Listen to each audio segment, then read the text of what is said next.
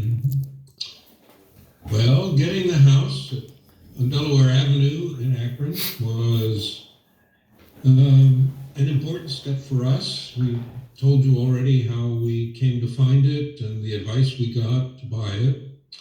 When we looked at it, we really liked it. Ardith fell in love immediately and made it clear to our real estate agent that she found the place that we really wanted.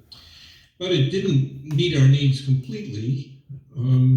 The house was built as a retirement home for the Noble family, a family that had owned and operated the Noble Shoe Company in Akron.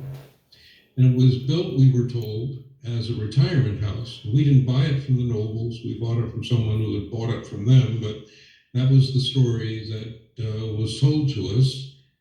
And the Nobles liked sort of English Tudor style. So they built an English Tudor style cottage as a retirement home. And it was clearly set up just for two people. The dining room was very small, wouldn't seat more than four. The kitchen was a utilitarian kitchen. Ugly. Yeah, ugly. It had a large pantry, which was nice, but it also included a walkway, and it was small, and it had an industrialized sized stove in it, and it had, as a kitchen table, just a half moon table that folded down most of the time. And then we found in one of a small room, it was a split level house, by the way, which was a little unusual, built, in 1942. So it had at least 4 different levels when we bought it, and we converted it to 5 by opening up later on the attic, which was unfinished when we bought the house. So the kitchen was not usable for us, really, and the dining room was too small. That meant, as we thought about this, we started asking what it would take to remodel it right then before our realtor recommended Phil France, who of course was a premium contractor in Akron in those days. And so Phil came and looked at it and said, yeah, we can do this. We can tear out this wall. We can make an extension. We can do this and that. And it'll be about $20,000.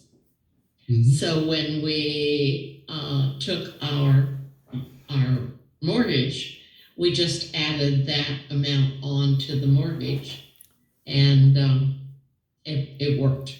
Mm-hmm. That was $20,000 in 1976, and the house itself was about 60. That's really, what it now sounds amazingly cheap, but then it was inexpensive for that neighborhood. And I think, we don't know this, I don't think we do anyway, but we assumed that the price had dropped a little bit because the house had been on the market for so long. So we were there at a market that wasn't very good for the seller. And I think we got a really nice deal, a corner house with a lot of land, mature plantings and all of that, and a very nice interior as well as exterior.